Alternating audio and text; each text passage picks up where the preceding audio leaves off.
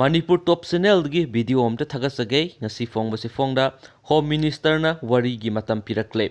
Pistoka mari lainana Union Home Minister Amit Shah na Manipur gi CSO sing tha asigi kunga mangada numidang pung tarada wari sananaba khangale.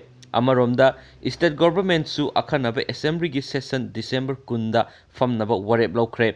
Wafam asi lairabana COCOMI na Sangai Festival boycott tawbagi khongjang handokpinaba appeal torokpaga loinana miyamna Sangai Festival saruk yabinaba CM Secretariat kitki sairol amada fondorakli. Adugo mayam hauji social media da viral oiriba hajijingma COCOMI gi mogi site gi thadorakpa notice ama haji mogi Sangai Festival boycott laibasi mogi yanaba ama puri haibigi notice ama thokpo ina ui haji social media da yam viral oiri mayam asi chapchaba pawmakti information makti khangjadri tabu athuba matamda chapchaba information phangma matung na update soiden tawjarake aduga mayam gi motasu kari lebibi ge habdu comment box soine thambiramo and thank you.